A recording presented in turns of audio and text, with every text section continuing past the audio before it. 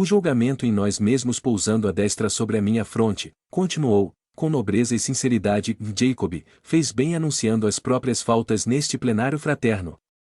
A infinita sabedoria instala tribunais para julgar aqueles que não a conhecem, porque a ignorância reclama lições, às vezes rudes, dos planos exteriores, mas os filhos do conhecimento santificante condenam ou salvam a si mesmos. Os surdos voluntários exigem fenômenos ruidosos, no terreno da expiação, para que se lhes desenvolva a acústica, e os cegos desse já pedem medidas espetaculares, nos círculos da dor, a fim de que se lhes dilate a visão. Para nós, porém, que aceitamos a graça da revelação divina, semelhantes providências se fazem inúteis. A própria consciência lavra em nós irrevogáveis arestos. Somos o fruto de nossa sementeira. Erramos e acertamos, aprendendo, corrigindo e aprimorando sempre, até a conquista do supremo equilíbrio. Não te prendas, pois, às sombras destrutivas do remorso ou da queixa. Quem terá passado incólume nos precipícios das paixões humanas, senão o Mestre amado e Senhor nosso? Que aprendiz terá alcançado todos os ensinamentos de uma só vez? Acalma o coração de discípulo e concentra as tuas esperanças nos dias abençoados do futuro. A morte para todos nós, que ainda não atingimos os mais altos padrões de humanidade, é uma pausa bendita na qual é possível abrir-nos à prosperidade nos princípios mais nobres. Entesouraremos aqui para distribuir mais tarde bênçãos de vida imortal nas obscuras esferas da reencarnação. Respiraremos agora a harmonia e a paz a que fomos arrebatados, a fim de conduzirmos, depois, o seu sublime estandarte entre os companheiros que, ainda presos à carne, dormem nas trevas da discórdia e da ilusão. Somos células da humanidade militante em busca da humanidade redimida. Herdeiros de muitos séculos de experiência carnal, é impraticável a definitiva ascensão de um dia para outro. É indispensável planejar o bem e realizá-lo, semear a felicidade e colhê-la, à custa de trabalho pessoal no suor e no sacrifício. Descerra o pensamento ao orvalho do bom ânimo. Não te detenhas na aflição vazia. Regressaremos à escola da aplicação, na carne distante, e faz-se preciso amealhar energias novas para as recapitulações imprescindíveis. Ante as bênçãos do serviço, verificando-se ligeiro intervalo na palavra amorosa e venerável, desejei perguntar-lhe quanto à continuidade de meus trabalhos, em vista dos informes que ali receberá do irmão Andrade. Todavia, antes que me expressasse verbalmente, confirmou, generoso, desdobrar-se-á o serviço doravante em companhia dos mesmos associados de abençoada luta. Os círculos de vida que povoamos, agora, são de prosseguimento. Na experiência humana, temos a semeadura. Na vida espiritual que nos é acessível começa a colheita. O favoritismo não existe para o governo universal. A infinita sabedoria somente nos assinala, através da lei. Há espíritos que se preparam no mundo para a bendita primavera de trabalho pacífico na esfera superior e há outros que se encaminha, voluntariamente, para o inverso de angústias e trevas, em seguida a perda do corpo. Todos aqueles que, de alguma sorte, estiveram em tia companhia na fraterna comunhão de interesses espirituais, constituem a legião afetiva, junto da qual seguirás caminho afora, na distribuição de amor, luz e verdade. Nossa ação mental nas estreitas linhas da existência física é simples ensaio para os serviços que nos aguardam a cooperação, depois da morte. Sobressaem, ao redor de nós, multidões necessitadas de iluminação redentora. É imprescindível não desanimar e nem estacionar. Conquistastes valiosas possibilidades de servir pelos conhecimentos que adquiriste, e, se os negócios materiais terminaram com o atestado de óbito passado ao velho corpo, as tarefas edificantes prosseguem ativas, reclamando-te dedicação. Somos a caravana que jamais se dissolve. Mãos entrelaçadas no labor do bem, não repousaremos senão no Mestre que, de perto, nos segue a boa vontade. É necessário, Jacob, encontrar a paz, dentro de nós mesmos, na batalha pela vitória da luz, quanto o Senhor a demonstrou, perseguido e crucificado. Longe de nós o descanso destrutivo dos que procuram o céu sem as credenciais do reino divino em si mesmos. As esquecidas virtudes da iluminação interior, compadecendo-se de minhas lágrimas copiosas, ergueu-me o rosto com a destra e, fitando-me bondosamente, continuou: lamentamos não possuir, por enquanto, mais amplo desenvolvimento da luz interna, contudo, qualquer desalento de nossa parte, no esforço salvador, Significa a reação indébita de nossa vontade caprichosa contra os soberanos e justos desígnios de cima. Não nos detenhamos para examinar a exigibilidade dos nossos recursos. Dilatemo-los, utilizando as possibilidades que Jesus nos confiou. Nas tropelias da agitação carnal, quase sempre nos esquecemos das virtudes suscetíveis de ser encontradas nos trilhos apagados e anônimos do vale. Nossa visão, em tais circunstâncias, jaz concentrada sobre o cume da organização social provisória a que servimos e da imaginária montanha das terrestres honrarias, coroada embora de vantagens respeitáveis, e esperamos o bem-estar e o prazer, a sagacidade e o domínio, as facilidades temporárias e as considerações fantasiosas ao nosso personalismo menos digno, olvidando completamente, às vezes, os dons sagrados dos deveres humildes e desconhecidos. Cedendo à impulsividade que nos preside aos instintos primitivistas, despreocupam-nos de adquirir simplicidade e amor, paciência e renúncia, resignação e esperança, dádivas de vida eterna que o herói celestial nos ofertou aos pés da cruz. Impressionamo-nos com o Salvador, nas claridades sublimes da ressurreição, mas ignoramos o Mestre crucificado. Agrada-nos dispor, aborrece-nos obedecer. Buscamos a autoridade, desdenhamos a disciplina. Exercemos severo exame sobre os atos alheios, sem qualquer vigilância ao próprio coração. Entendemo-nos perfeitamente com o ruído e com a leviandade do mundo que nos cerca os sentidos inferiores, mas raramente nos comunicamos com o Espírito sublime do Cristo, na própria consciência. Sabemos cair depressa, contudo, dificilmente nos decidimos a levantar. Adornamo-nos com as flores de um dia e perdemos os frutos da eternidade. Habituamo-nos a pedir as bênçãos do Eterno e, quando as recebemos, dispomos-nos a dormir indefinidamente. Enchemos a terra de palavras brilhantes, esquecidos de que a vitória no bem é mais concreta naqueles que ouvem o conselho sábio e o aplicam. É por isto, meu amigo, que chegamos sem lâmpada própria às eminências da vida, incapazes de contemplar o brilho solar pela nossa deficiência de luz. Todavia, o Todo Misericordioso jamais nos cerca as portas do serviço de elevação. Aqui também encontrarás as bênçãos do atrito, no aproveitamento das quais acenderás a própria lanterna para a jornada.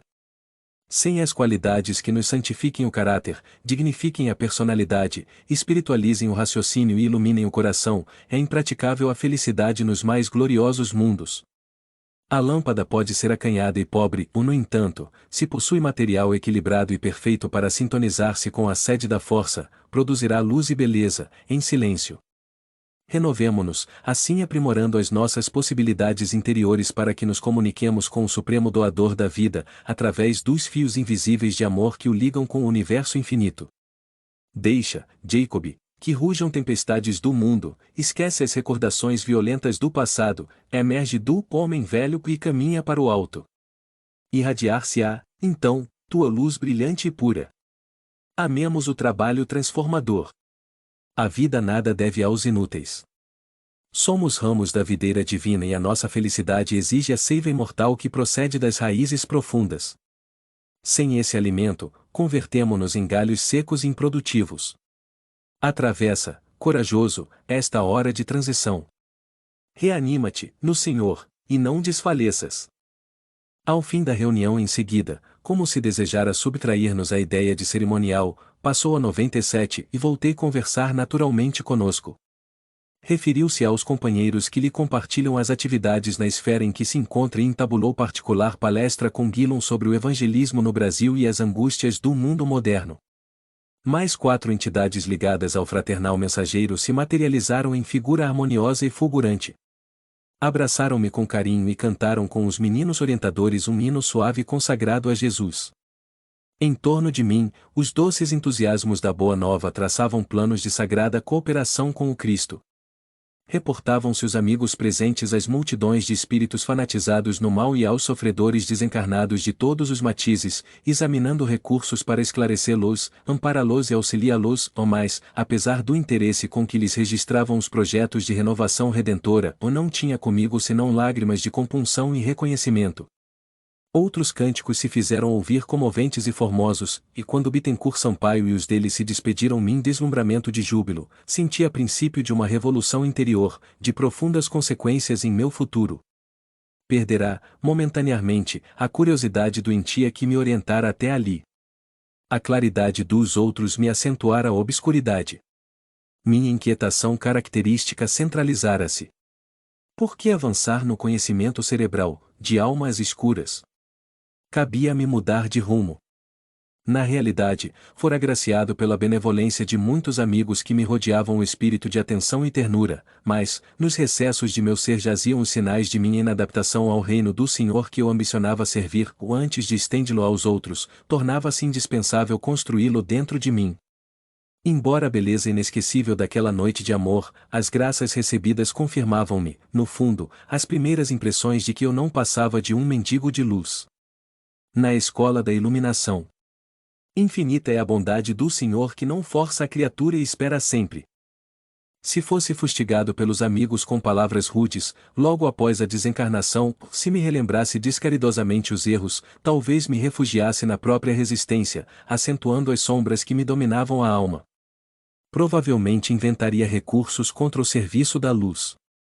As advertências, todavia, alcançavam-me, silenciosas. A assistência de minha filha, os cuidados do irmão Andrade, as palestras de Guilom e o devotamento de Bittencourt Sampaio transbordavam amor que renova e eleva sem alarde. Ninguém me humilhava. Ao invés disso, de todos recebia incentivo à melhoria própria. Salutares modificações me alegravam, penetrando meu coração, sem ruído. Em razão de tudo isso, no dia imediato ao entendimento com Bittencourt, no grande santuário trazia o espírito mergulhado em reflexões graves e profundas. Como receber companheiros para o trabalho se me sentia inapto e obscuro? No íntimo, pretendia absorver-me em preocupações esmagadoras, ganhar tempo aprendendo e servindo, ou no entanto, nos recessos da consciência perseverava a lembrança daquele ensinamento evangélico alusivo ao cego guiando cegos.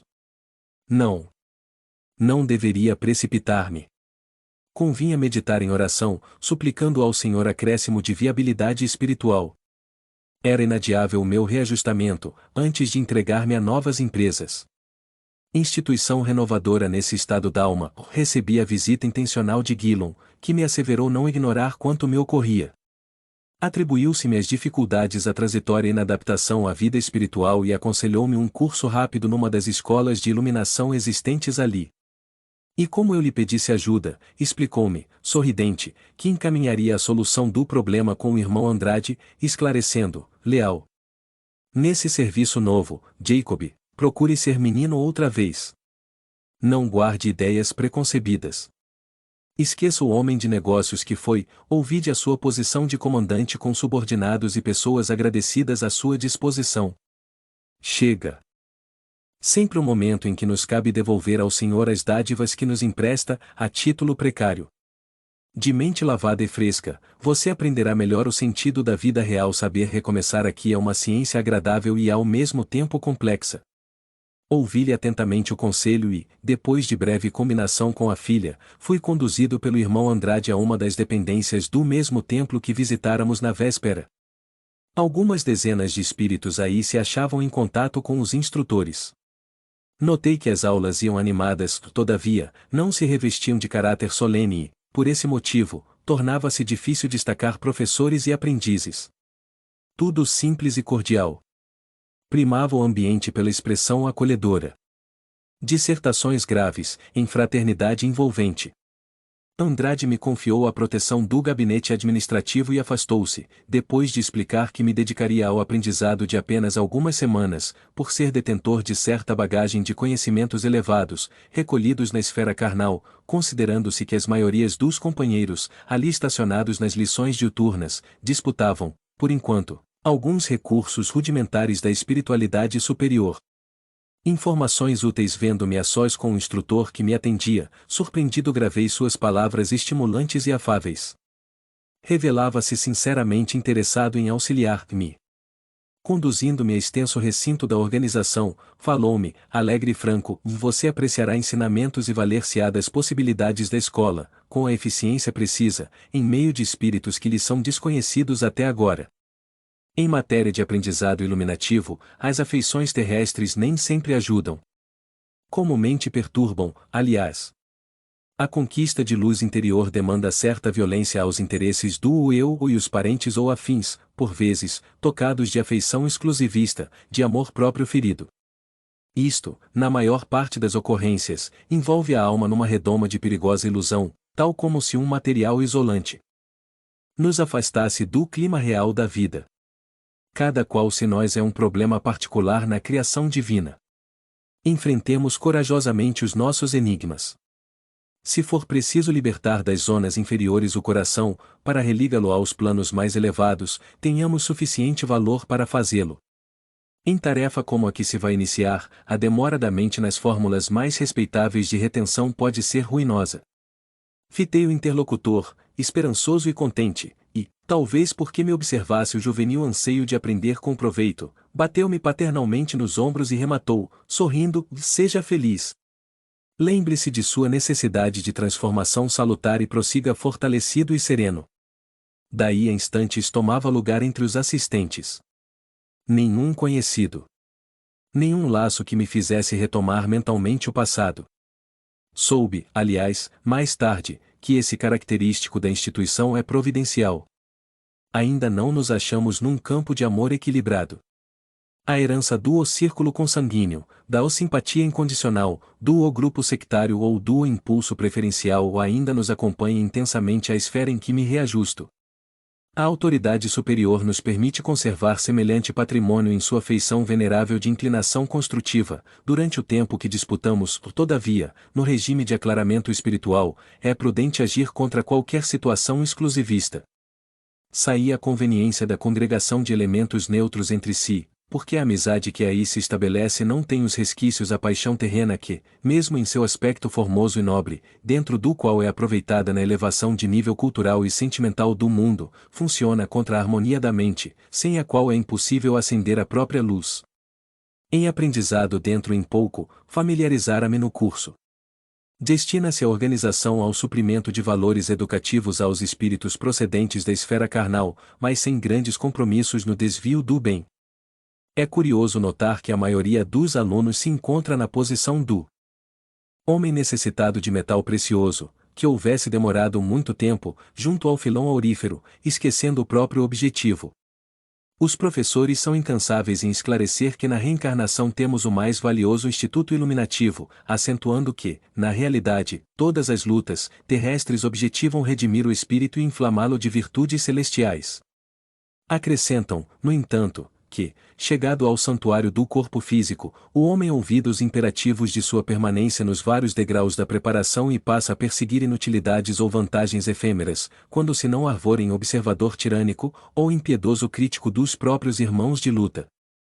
Vicia a mente na ociosidade, em face da gloriosa bênção recebida, e, muita vez, abandona a escola da carne, em deploráveis condições morais, pelos débitos assumidos nos maus usos do livre-arbítrio perante as leis inelutáveis que governam a vida. Ao invés de respeitar o material de serviço redentor e mobilizá-lo em benefício de si mesmos, os aprendizes da sabedoria, na experiência terrena, inutilizam-no com indiferença, em prejuízo próprio, quando não aproveita, lastimavelmente, na perpetração de faltas criminosas. Porém, quando a alma se afasta do plano carnal seguida de valores intercessores do devotamento fraterno, pela boa vontade que demonstrou no serviço aos semelhantes, é-lhe permitido frequentar as instituições iluminativas, além da morte, com possibilidades na ação prática, entre os núcleos de entidades inferiores. Compreende-se, então, que todos os conflitos da luta carnal se revestem de sublimes finalidades. Na vida real do espírito, o sofrimento perde o aspecto sombrio. Não é entendido tão somente por recurso expiatório ou regenerativo, mas também por bênção salvadora que aprimora e ilumina sempre. O homem agarrado ao prazer fácil de um minuto perde a bendita sementeira da eternidade. Somente por isso é que não extrai do obstáculo, da dor e da dificuldade o conteúdo de alegria imperecível que oferecem à alma. Algo surpreendido, vim, a saber, que, se o solo bruto ajuda o lavrador e educa-o, através do trabalho que o melhora e enriquece, assim também as inteligências inferiores e rudes beneficiam os espíritos superiores em conhecimento ou virtude, quando estes se interessam na dilatação de seus próprios poderes, tanto quanto numa agremiação escolar o lucro legítimo pertence àquele que ensina e se dedica à preparação de alunos distraídos ou ingratos. Os casos agrupados na escola são dignos de menção especial. Os companheiros contam os mais interessantes episódios em matéria de fuga ao ensejo da felicidade definitiva. Escaparam ao tesouro da santificação íntima, deliberadamente, por infantil receio de sofrimentos e humilhações. Grandes e abençoadas oportunidades de subida, a luminosas culminâncias, foram perdidas, e agora, qual me ocorre, reparam o tempo menosprezado por intermédio de mais intenso labor conceitos de uma cartilha preparatória de acervo de primorosos livros, cuja existência me foi permitido observar. Um dos instrutores retirou certa cartilha de afirmações sintéticas destinadas a despertar a mente, recomendando-me acurada meditação na leitura. Dentre o conjunto, posso destacar algumas que interessam, de perto, aos companheiros que se dispuserem a receber minhas despretensiosas notícias. Cada espírito é um mundo vivo com movimento próprio, atendendo às causas que o criou para si mesmo, no curso do tempo, gravitando em torno da lei eterna que rege a vida cósmica. 2/3 das criaturas humanas encarnadas na crosta da Terra demoram-se em jornada evolutiva da irracionalidade para a inteligência ou da inteligência para a razão, ou a terça parte restante acha-se em trânsito da razão para a humanidade. Fora do corpo terrestre, mais ligados ao mesmo plano, evoluem bilhões de seres pensantes nas mesmas condições. Em esferas mais elevadas do planeta, outros bilhões de almas caminham da humanidade para a angelitude. O processo de educação do ser para a divindade tem sua base no reencarnacionismo e no trabalho incessante. O Instituto das Compensações funciona igualmente para todos. Ninguém ilude as leis universais. Os recursos de dignificação da individualidade permanecem ao dispor da comunidade planetária nas diversas escolas religiosas da Terra, escolas que se diferenciam no culto externo, de acordo com os impositivos de espaço e tempo, mas que, no fundo e em essência, se irmanam na fonte da eterna verdade, em que a integração da alma como a luz divina se realiza por intermédio do supremo bem. Jesus é o ministro do absoluto, junto às coletividades que progridem nos círculos terrestres, os grandes instrutores do mundo, fundadores de variados sistemas de fé, representam mensageiros dele, que nos governa desde o princípio. Toda criatura humana possui consigo as sementes da sabedoria e do amor, quando ambientar esses divinos germes, dentro de si mesma, e desenvolve-los amplamente, através dos séculos incessantes, conquistará as qualidades do sábio e do anjo, que se revelam na sublime personalidade dos filhos de Deus, em maioridade divina. Enquanto no corpo de carne, muitas vezes, e apressadamente, como se devorasse qualquer alimento sem mastigá-lo, tomei conhecimento das instruções de ordem superior. Entretanto, ali, à vista das circunstâncias em que me encontrava, a leitura me obrigou a sérios pensamentos. Ensinamento inesperado pessoa alguma escapará aos imperativos do próprio melhoramento. A criatura ignorante poderá refugiar-se na intemperança dos sentidos físicos, acreditando ser a morte o fim de toda a luta, e o homem instruído folheará páginas preciosas, imaginando-se exonerado da obrigação de ser útil ao próximo, no devotamento fraternal. Entretanto, para todos aqueles que se demoraram longe da ação edificante e renovadora, a vida espiritual reabre as portas do esforço pessoal. Imprescindível. Os espíritos preguiçosos atrasarão sua marcha, detendo-se na revolta, na inércia ou na rebeldia e serão aproveitados na obra regeneradora ou evolutiva, à maneira dos corrosivos que servem às tarefas de limpeza, utilizados por mãos hábeis. Todavia, os filhos do arrependimento e da boa vontade encontrarão 1000 meios de agir e servir, no extenso campo do bem. Assembleias veneráveis de benfeitores congregar-se-ão nos altos cimos em favor de milhões de seres, mas espírito algum se sentará num trono que não edificou, nem brilhará com a alheia lâmpada. Apelos e consolos do campo mais nobre não devem ser interpretados exclusivamente como simples reconforto da proteção afetiva, mas, acima de tudo, por valiosas ferramentas de serviço redentor.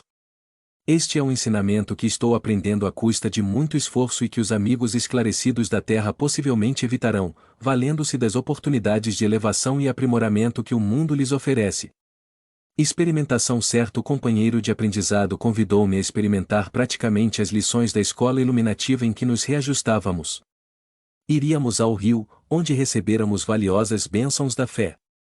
Procuraríamos alguns dos casos de doutrinação e socorro, junto aos quantos funcionáramos, e aplicaríamos, então, os princípios recebidos.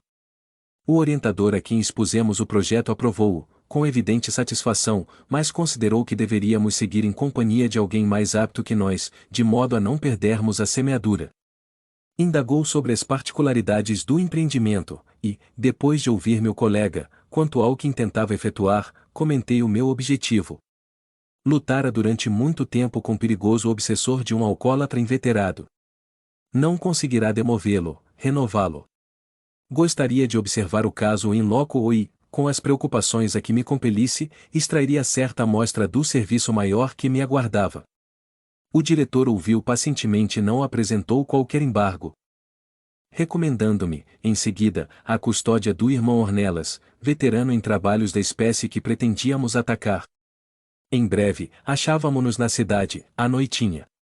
O companheiro que nos seguia de perto explicou que inúmeros irmãos de outros círculos, impossibilitados, por longos decênios, de retomar o corpo terreno, se dedicam a tarefas obscuras e sacrificais, entre as almas endurecidas ou sofredoras, a fim de conquistarem, pela abnegação e pelo heroísmo silencioso, a irradiação luminosa que lhes falta. Vastos anos despendem no esforço de renúncia, adquirindo humildade no trato de almas rebeldes e ásperas, quais semeadores buscando a dádiva da flor e do fruto ao contato do chão bruto. Em geral, são homens e mulheres que se desmandaram na autoridade e no dinheiro, na inteligência ou na beleza, assumindo graves compromissos morais, que se consagram, depois do sepulcro, por extenso prazo, ao gênero de atividade que íamos tentar, em benditas peregrinações de auxílio aos semelhantes, ostentando a aflitiva posição de servos apagados e anônimos para melhor atingirem os fins a que se propõem. Este audiolivro representa uma contribuição para aquelas pessoas que necessitam, como é o caso dos deficientes visuais, os deficientes auditivos, pessoas acamadas que se encontram em hospitais e clínicas, e como forma de acesso e divulgação da doutrina espírita, para que todos lembrem-se de valorizar e reconhecer o trabalho do autor adquirindo suas obras. Por favor, não esqueça de deixar o seu like, inscreva em nosso canal e compartilhe, para que possamos melhorar e seguir publicando. A caridade é o caminho para a evolução. Muito obrigada, que a paz do nosso Mestre Jesus esteja com todos vocês e seus familiares.